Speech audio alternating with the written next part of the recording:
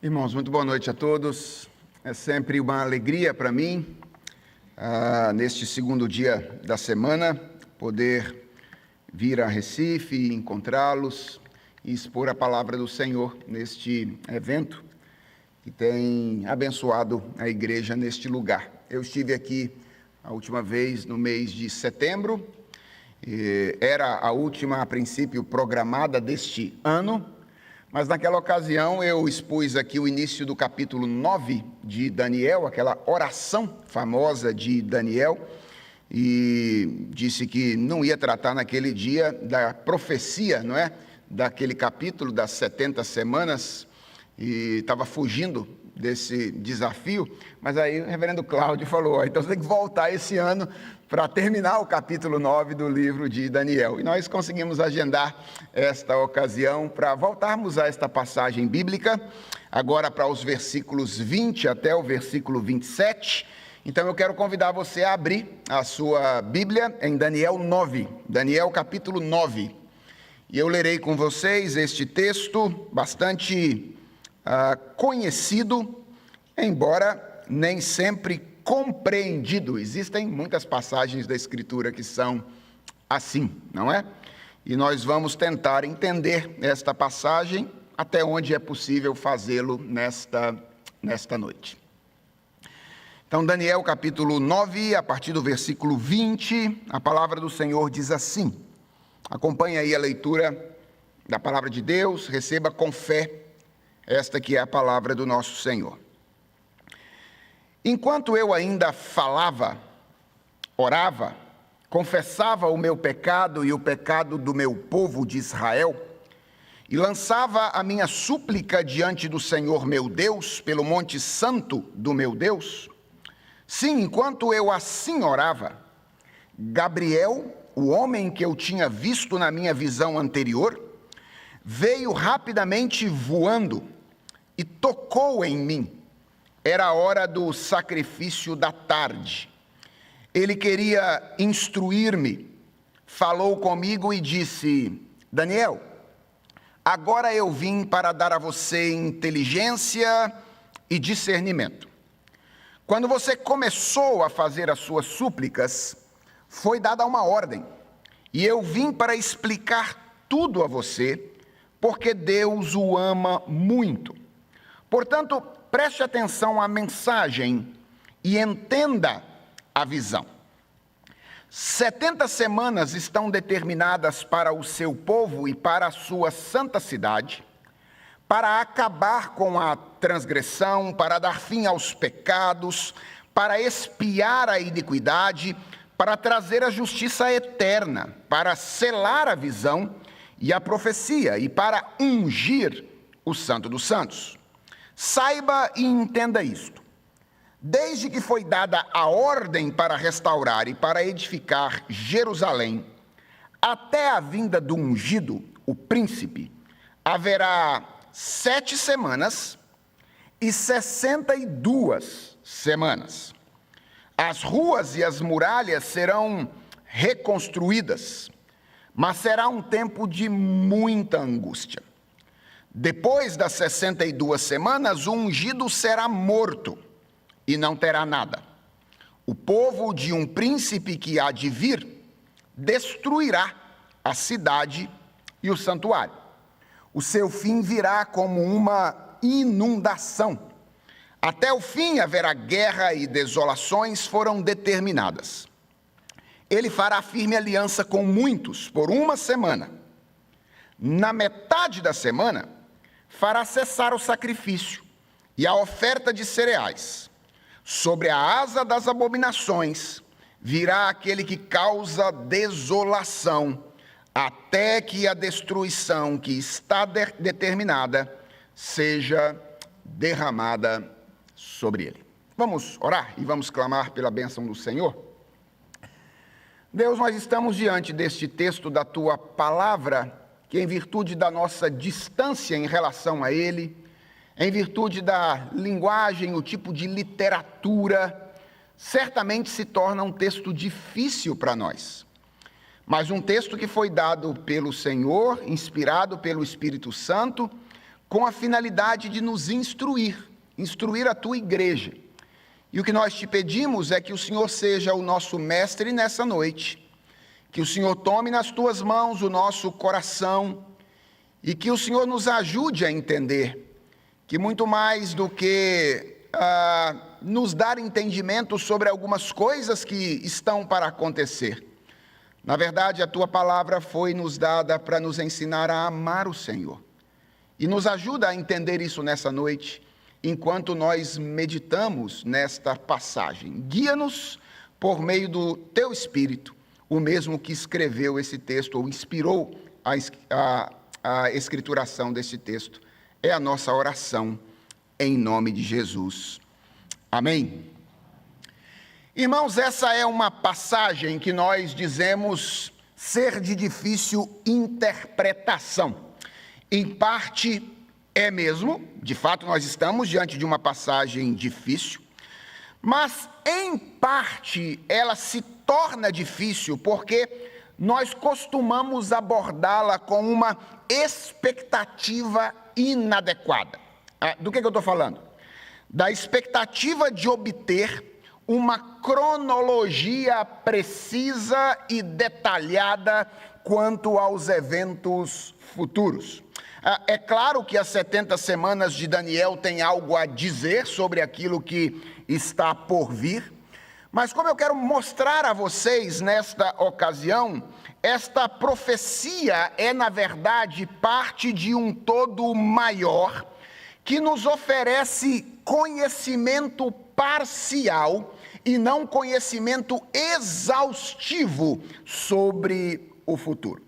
E se a gente quiser entender bem esta passagem, para início de conversa, é importante lembrar que ela relata uma visão que foi dada por Deus a Daniel, como resposta à oração que Daniel fez no primeiro ano do reinado de Dario. Quando eu estive aqui no mês de setembro, eu expus esta oração, e eu procurei mostrar a vocês que a conquista da Babilônia pelo Império Medo-Persa deve ter gerado alguma curiosidade em Daniel e feito com que ele voltasse aos livros para buscar orientação. E entre esses livros estava o livro do profeta Jeremias, onde Daniel descobriu, lendo provavelmente Jeremias 25, 11 e 12, e depois Jeremias 29, 10, que Deus tinha um plano. E qual era o plano? Era disciplinar o seu povo no cativeiro por 70 anos, depois dos quais ele faria duas coisas. Primeiro, ele julgaria a Babilônia, e em segundo lugar, ele promoveria o retorno do povo e a restauração da cidade, do templo e da adoração. Quando Daniel toma conhecimento dessas profecias de Jeremias, ele deve ter percebido pela invasão medo-persa que o tempo do juízo sobre a Babilônia tinha chegado. Afinal de contas, a Babilônia acabou de ser dominada pelo Império Medo-Persa. E então ele começa a orar incessantemente a Deus, clamando pelo cumprimento da segunda parte da profecia, que era o retorno do povo, a restauração da cidade, do templo e da adoração. Também é importante lembrarmos, se quisermos entender bem a passagem, que para Daniel, muito provavelmente, o retorno do exílio e a reconstrução da cidade e do templo estavam diretamente relacionados à restauração definitiva da relação entre Deus e o seu povo, anunciada pelos profetas. Lembre-se de que Jeremias, através de quem Daniel tinha sido instruído sobre o tempo de cativeiro e o fim dele, também tinha profetizado sobre essa transformação definitiva sem separar uma coisa da outra. Por exemplo, lá no capítulo 31 do profeta Jeremias, nos versículos 31 a 33, nós lemos: Eis aí vem dias, diz o Senhor, em que firmarei nova aliança com a casa de Israel e com a casa de Judá, não segundo a aliança que fiz com os seus pais no dia em que os tomei pela mão para os tirar da terra do Egito, pois eles quebraram a minha aliança, apesar de eu ter sido seu esposo, diz o Senhor. Porque esta é a aliança que farei com a casa de Israel depois daqueles dias. Na mente lhes imprimirei as minhas leis, também no seu coração as inscreverei. Eu serei o Deus deles e eles serão o meu povo. Daniel, portanto, esperava por isso. Não apenas pela cidade e pelo templo reconstruídos, mas por um povo e uma relação com Deus definitivamente transformados. Daniel sabia que o cativeiro e a destruição da nação eram sintomas de uma enfermidade mais grave, que era o pecado do povo e a persistência do povo no pecado. E ele esperava o retorno do povo e a reconstrução da cidade e do templo, não como fins em si mesmos, mas como indicativos de que o relacionamento entre Deus e o povo estava sendo definitivamente restaurado. O que eu estou querendo dizer é que você precisa ter em mente que é muito provável que na mente e no coração de Daniel, o fim do exílio e o fim do mal estavam conectados.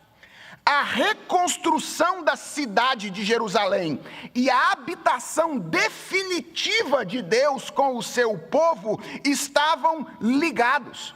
A ideia de Daniel era de que quando Deus restaurasse, muito possivelmente essa era a ideia, quando Deus restaurasse o povo do cativeiro babilônico, então o fim do mundo e as promessas de Deus quanto à habitação definitiva com o seu povo haveriam de se concretizar. Então, Deus concede a Daniel esta visão com uma finalidade. E qual é a finalidade? Orientar Daniel quanto à sua expectativa em relação ao futuro e colocar as coisas no seu devido lugar na mente e no coração do seu servo. E esta visão ensina algumas coisas que, como devem ter ajudado a Daniel naqueles dias, eu acredito, podem nos ajudar também nos dias atuais. E eu quero então mostrar a vocês 3 lições fundamentais que nós aprendemos com esta passagem da palavra do Senhor. E a primeira lição que nós encontramos aqui é a verdade de que, sim, Deus restaurará definitivamente o seu povo.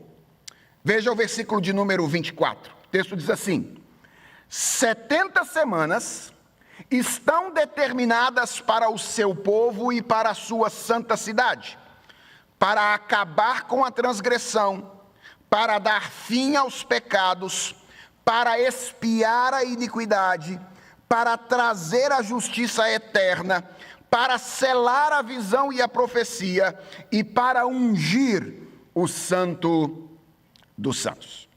Essas palavras, irmãos, que introduzem a profecia das 70 semanas, mostram que, assim como a expectativa de Daniel, o plano do Senhor também extrapolava o retorno do povo judeu à sua terra, a reconstrução da cidade, do templo e o restabelecimento daquele tipo de adoração.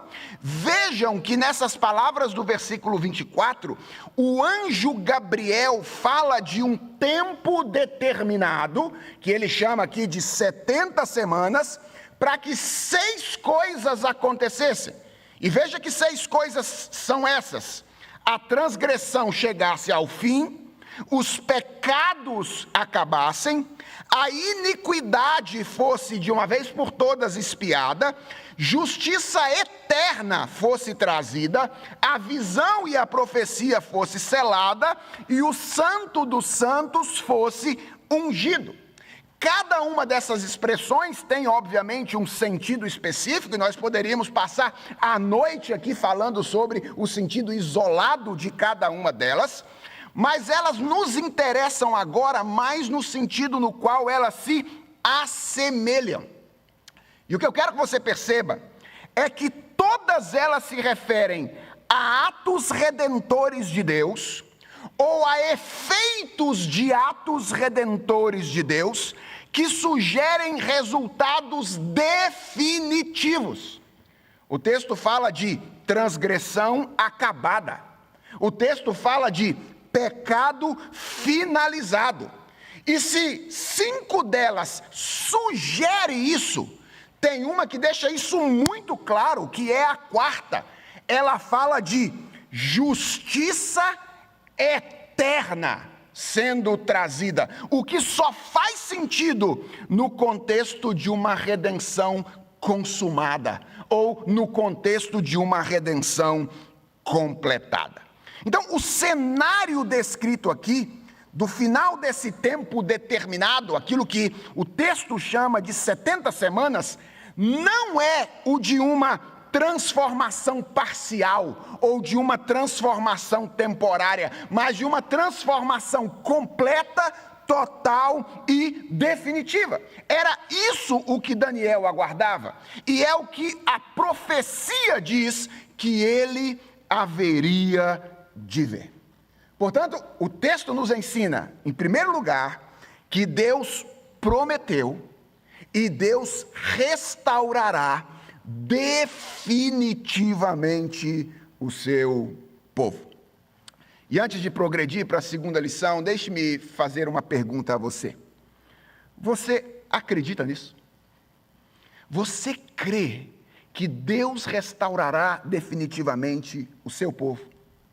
Você crê que, embora hoje a nossa relação com Deus não seja perfeita, um dia ela será?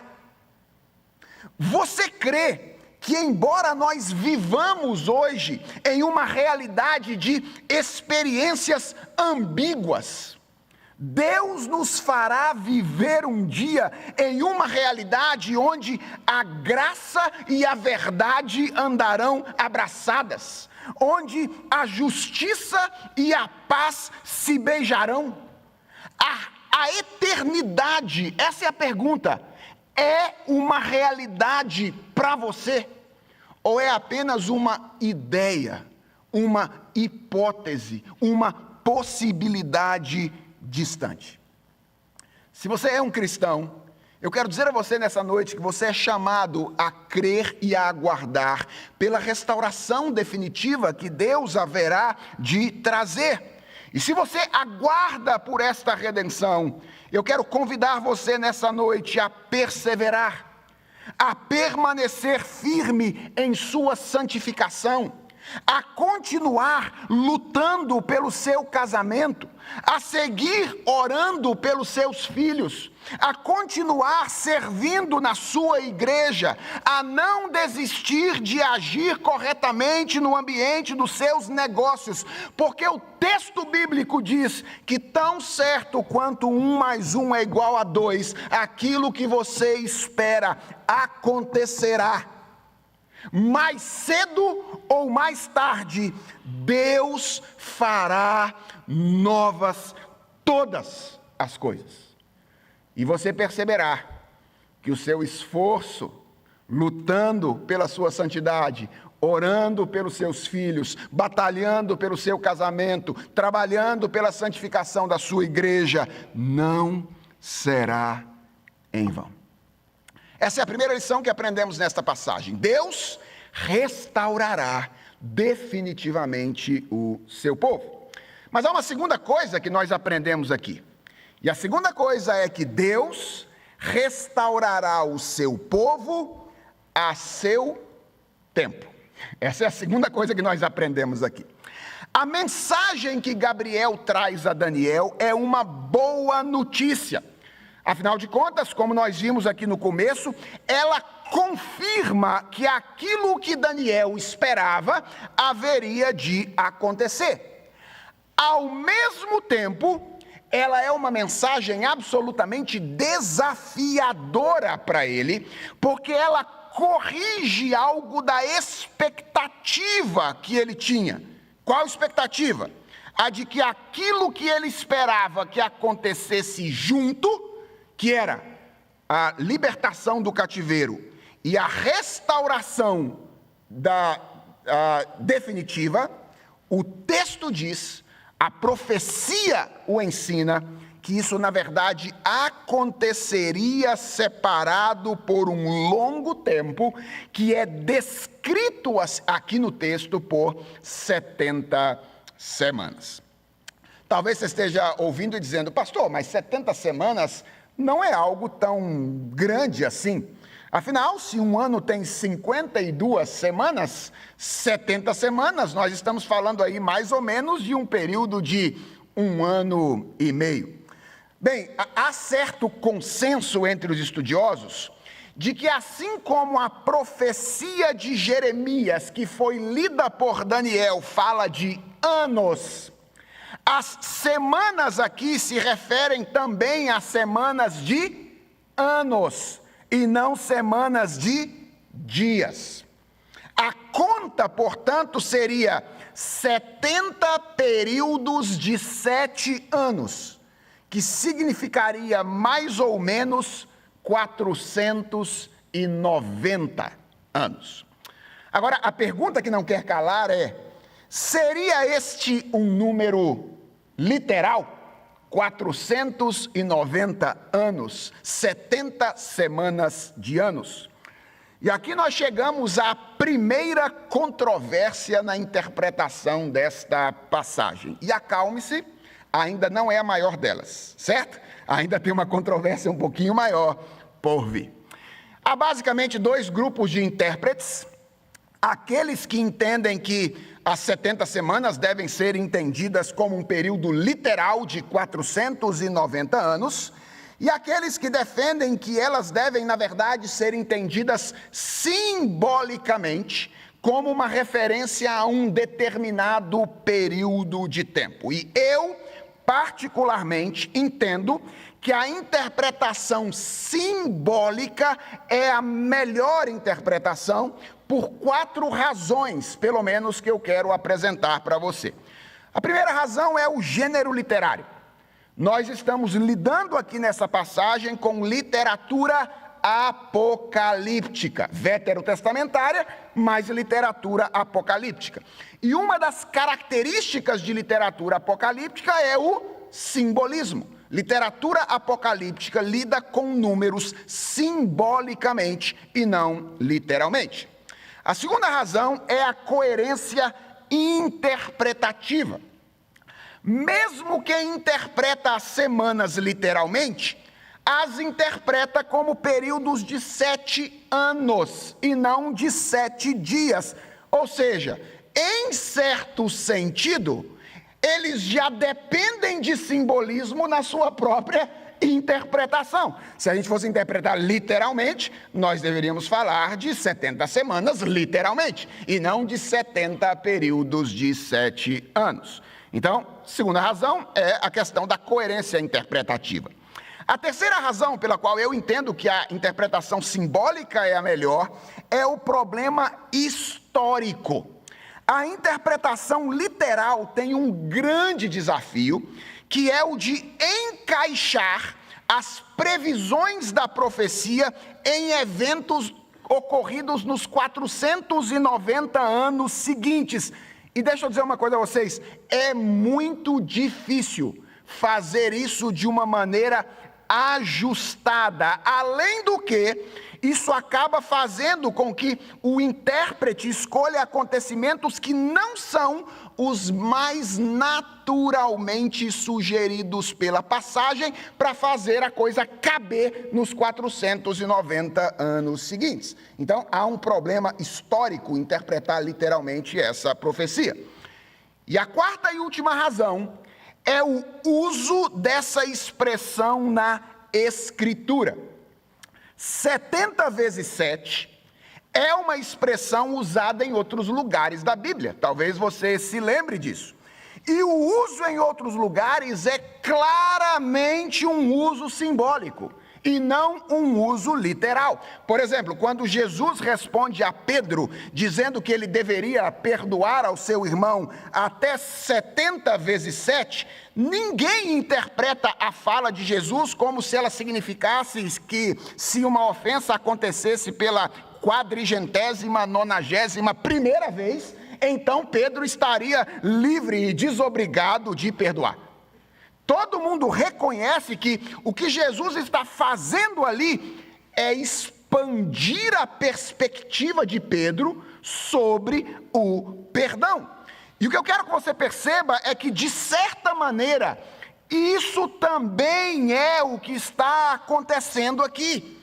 Essa visão está desafiando o entendimento de Daniel, promovendo um contraste entre a escala temporal dele, ser humano, e a escala temporal de Deus.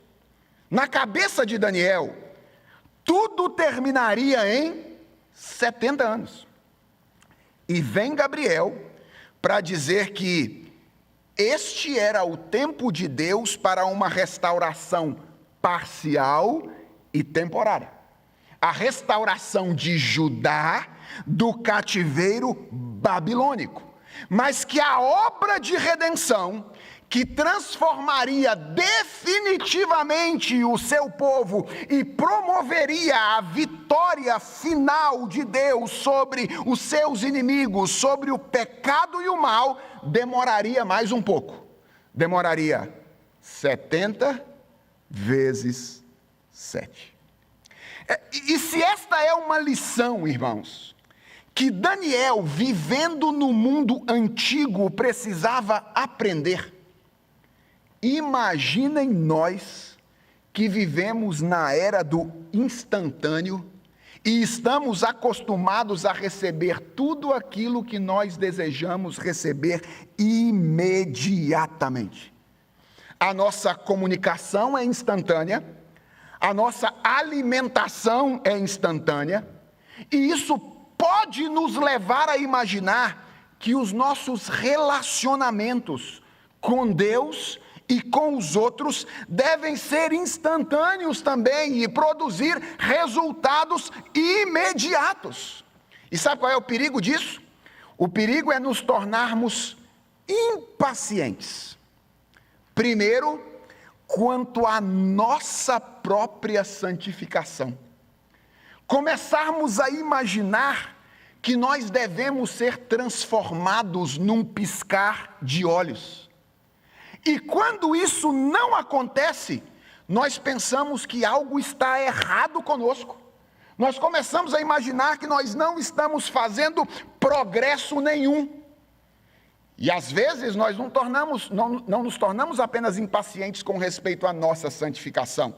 Nós nos tornamos impacientes com respeito à santificação dos outros, do nosso cônjuge, dos nossos filhos, dos nossos irmãos na igreja. Nós queremos que eles cresçam do dia para a noite e perdemos a capacidade de saborear as pequenas transformações que acontecem dia após dia. Olha o que essa passagem nos ensina para nós, irmãos. Ela nos ensina que a escala temporal de Deus para a santificação do seu povo e a redenção do mundo é maior do que geralmente nós pensamos. Como diz um comentarista bíblico, os moinhos de Deus moem cuidadosamente. Por isso, eles também moem lentamente. Os moinhos de Deus moem cuidadosamente. Por isso, eles também moem lentamente. Você precisa entender isso. A santificação é um projeto de longo prazo, que além de perseverança, requer paciência, porque ninguém é santificado em um passe de mágica, muito pelo contrário, leva-se uma vida inteira para se tornar um santo.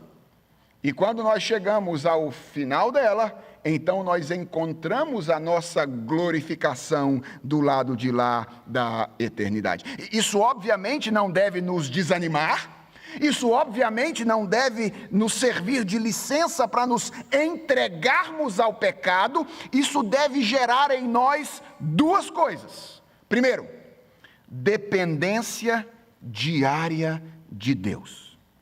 Não existe um dia sequer que nós não dependamos da misericórdia e da graça do Senhor. Para obtermos perdão, para obtermos fortalecimento, nós precisamos buscar a Deus todos os dias. Nós precisamos ouvir a sua voz todos os dias. Nós precisamos falar com Ele e obedecê-lo todos os dias. A santificação é um projeto de longo prazo. Mas há uma segunda coisa a qual o entendimento disso deve nos levar. É a compaixão pelos outros. A compaixão pelos nossos irmãos. Gente, nós somos rápidos demais para julgar as pessoas. Sobretudo, quando eles caem ou elas caem em pecados que nós já temos vencido. Nós pensamos assim: eu já mortifiquei esse pecado, por que ele não faz o mesmo? Como se o nosso progresso em santificação fosse apenas o resultado dos nossos esforços. E como se nós não travássemos outras lutas tão ou mais ferrenhas quanto as que travam os nossos irmãos em outras áreas. Uma das razões pelas quais a santificação é progressiva é que lutar continuamente contra um pecado que insiste em não nos deixar, nos ensina a estender aos outros a mesma graça que nós temos recebido cotidianamente do Senhor. Então, quando nós aprendemos essa lição, a escala temporal de Deus é diferente da nossa escala temporal. E o processo de santificação dura mais tempo do que nós imaginamos ou gostaríamos. Nós somos estimulados a perseverar buscando a nossa santificação. E nós somos estimulados a sermos pacientes com as pessoas que estão ao nosso redor, ajudando-as e trabalhando junto com elas para que elas também sejam santificadas. Então, em primeiro lugar, essa passagem nos ensina que Deus haverá de restaurar definitivamente o seu povo. Em segundo lugar, essa passagem nos ensina que Deus haverá de salvar o seu povo, resgatar, restaurar definitivamente o seu povo a seu tempo. E em terceiro lugar, essa passagem nos ensina que Deus restaurará o seu povo em diferentes etapas. Bem, vejam aí que nos versículos 25 a 27, dê uma olhadinha no texto. Esse é o texto que fala a respeito das 70 semanas, que é o período que separa Daniel da restauração definitiva do povo de Deus. Veja que aí dos versículos 25 a 27, estas 70 semanas estão divididas em 3 etapas diferentes. A primeira composta de 7 semanas, a segunda composta de 62 semanas, Portanto, a primeira e a segunda etapa juntas formam 69 semanas, e a terceira e última etapa é a última, é a semana derradeira, é a semana final de todo esse período. E a pergunta que não quer calar é: a que se referem essas etapas? Agora sim, agora nós chegamos à maior controvérsia desta passagem. Para vocês terem uma ideia, ainda nos anos iniciais do cristianismo, um dos maiores intérpretes bíblicos da igreja primitiva, um homem chamado Jerônimo, listou 9 opiniões diferentes sobre isso e se declarou incapaz de dizer qual seria a correta. Vocês acham que eu vou sair de São Paulo e vir a Recife na segunda-feira à noite para dizer que eu tenho certeza de qual é? Se Jerônimo lá no passado disse que ele já tinha encontrado 9 diferentes opiniões e não sabia dizer qual era a verdade, eu é que não sou bobo. Nós vamos enfrentar, obviamente, essa questão daqui até o final da mensagem, não vamos fugir dela, mas vamos fazer isso tentando nos ater àquilo que o texto diz e interpretar aquilo que o texto diz à luz do seu contexto e do seu propósito original. Então, o texto começa no versículo 25, com as 2 primeiras etapas. O texto diz assim: saiba e entenda isto, desde que foi dada a ordem para restaurar e para edificar Jerusalém, até a vinda do ungido, o príncipe, haverá 7 semanas e 62 semanas. Reparem 2 coisas interessantes aqui nesse versículo. A primeira é que Gabriel fala desses 2 períodos, 7 semanas iniciais, 62 semanas do meio, conjuntamente, certo? Então ele ajunta esses 2 períodos aqui. E reparem que ele não os define completamente. Você percebeu isso? Ele diz quando começa o primeiro. Quando é que começa o primeiro?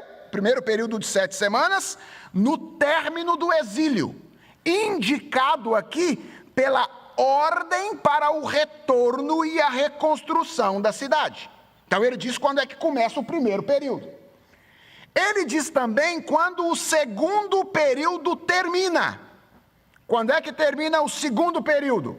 Com a vinda do ungido, que dada a referência que o versículo de número 26 faz à morte dele, parece ser uma referência a quem? Jesus Cristo. Então ele diz, o primeiro período começa com a ordem para que o exílio termine, e o segundo período termina com a vinda do ungido. Ele diz quando começa o primeiro, ele diz quando termina o segundo, mas ele não diz absolutamente nada sobre o que separa esses períodos. Ele não diz quando o primeiro termina, ele não diz quando o segundo começa.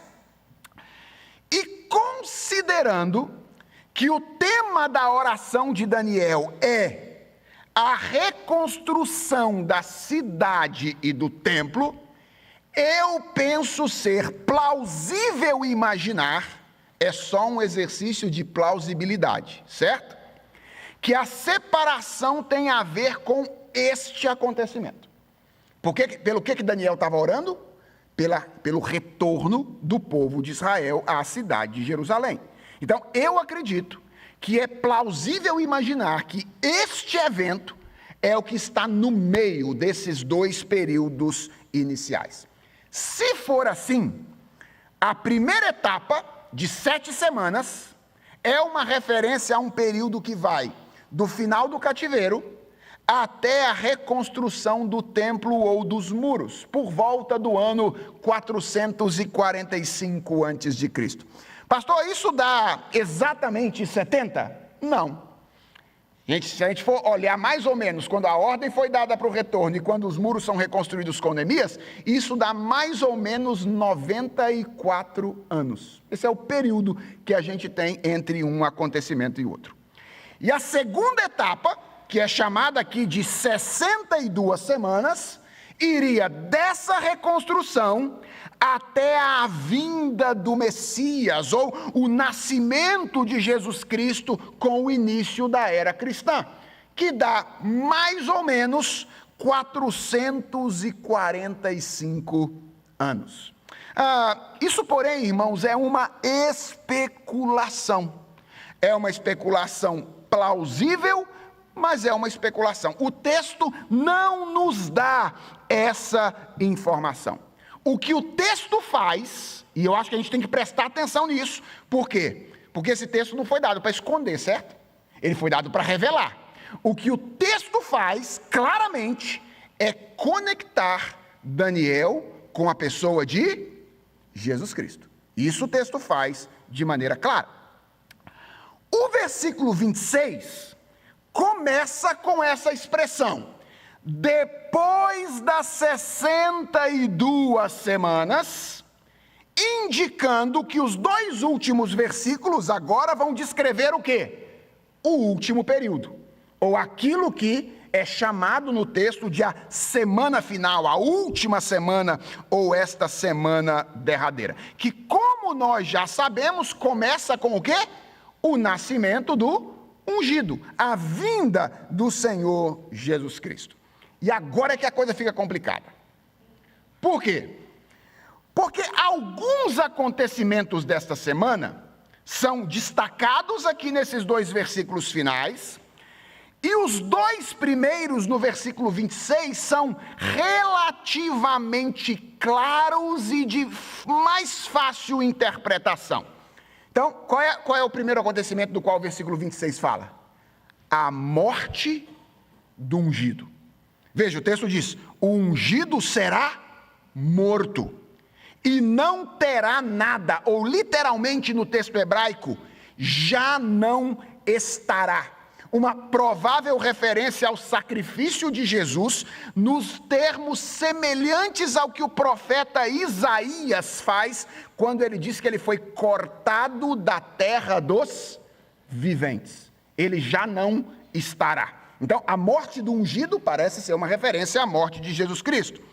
E a segunda informação, ou o segundo evento mencionado no versículo 26, é uma nova destruição da cidade e do templo. O texto diz: o povo de um príncipe que há de vir destruirá a cidade e o santuário. O seu fim virá como uma inundação, e até o fim haverá guerra e desolações foram determinadas. Faz sentido para você? Quando você olha para o contexto agora, lembra de Daniel. Daniel está imaginando que está chegando o momento do fim do mundo. Que Deus vai, através da restauração do povo de Israel, dar fim definitivo e trazer o seu reino de maneira completa e definitiva. E o anjo vem para dizer para ele: Daniel, você precisa ajeitar algumas coisinhas na sua cabeça. E olha o que ele está dizendo aqui agora. Esta cidade que será reconstruída agora vai ser destruída de novo. É isso que ele está dizendo, Daniel. Vai ser destruída de novo. Muito provavelmente, isso aqui é uma referência à invasão de Jerusalém, comandada pelo general Tito no ano 70 depois de Cristo, que também foi pré-anunciada por Jesus Cristo lá em Lucas capítulo 21, versículos 20 a 22, fazendo referência aqui, texto, ao livro do profeta Daniel. Então, parece meio claro isso no versículo 26. Mas quando a gente chega no versículo de número 27, aí nós temos uma série de acontecimentos que não são tão claros e são muito difíceis de interpretar. Por exemplo, o texto fala de uma aliança firme e duradoura. O texto diz: ele fará firme aliança com muitos por uma semana. A dificuldade de interpretar essa expressão tem a ver com a falta de clareza quanto a quem é o sujeito. Quem é esse ele aí, que fará uma aliança duradoura? É o ungido? O príncipe? Se for ungido, então essa é a nova aliança estabelecida por Jesus por ocasião da sua primeira vinda. Mas e se não for ungido? E se essa aliança for a aliança do destruidor, que está vindo para destruir a nação, a cidade, como foi mencionada anteriormente? O texto não diz claramente quem é o sujeito dessa aliança. Se for o príncipe ou o povo do príncipe, então essa aliança é um projeto de destruição, e a informação é de que o sofrimento do povo de Deus perdurará por toda essa etapa. Percebe como é difícil interpretar o que está sendo dito aqui?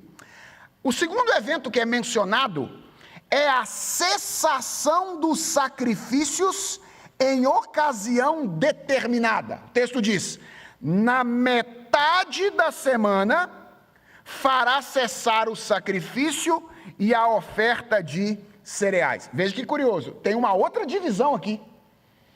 Ele tinha falado de 7 semanas, 62 semanas e 1 semana. Só que a semana do fim também é dividida no meio. Percebeu aí? Com um evento. E que evento é esse? A cessação dos sacrifícios em ocasião determinada. Aqui nós temos duas dificuldades.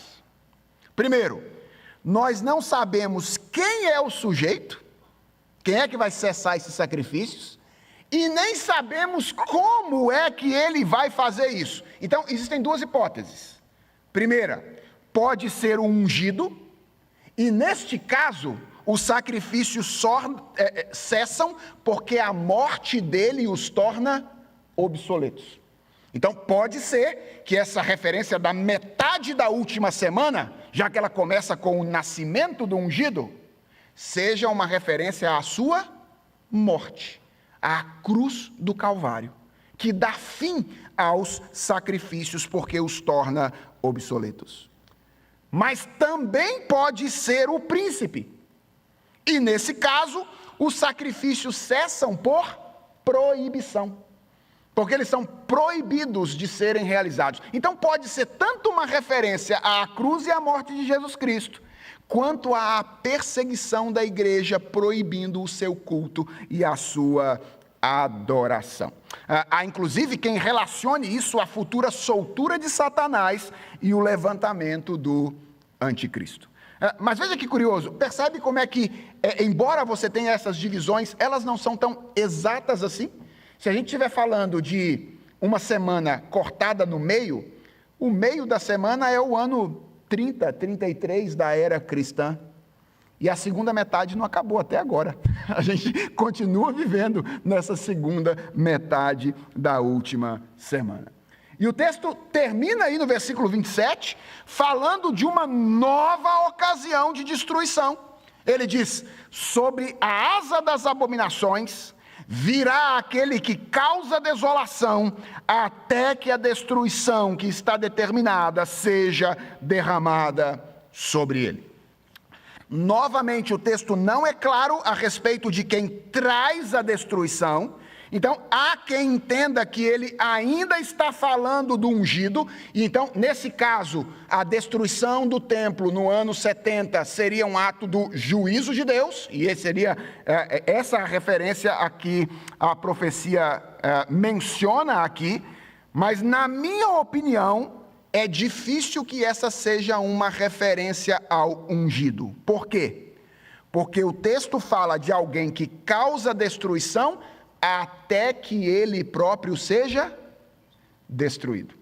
Então não me parece que essa seja uma referência ao ungido ou à pessoa de Cristo. O mais provável é que seja uma nova referência à destruição do ano 70, que Jesus mistura lá no seu sermão escatológico, você vai se lembrar disso, com o fim ou com a desolação futura promovida pelo anticristo. Perceberam como é que o texto é difícil? Difícil, não é? É muito difícil cravar com certeza todos os acontecimentos. Pastor, então, o que o texto está dizendo para nós? O que o texto está dizendo para nós é a restauração definitiva que Deus vai trazer a seu tempo e que é certa e segura, é uma restauração que se dará em etapas. Reparem um detalhe no que o texto diz sobre essa última semana.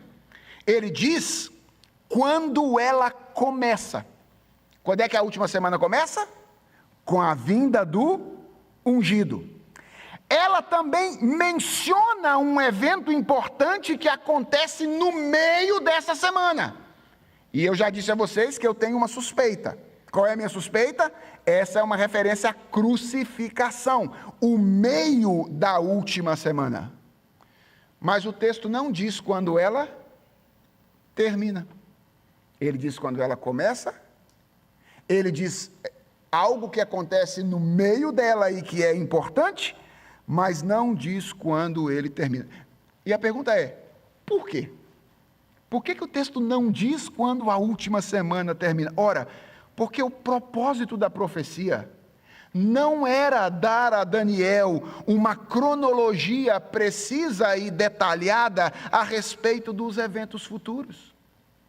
O objetivo da profecia era orientar Daniel e estimulá-lo a viver confiando no Senhor, aguardando o cumprimento da próxima etapa.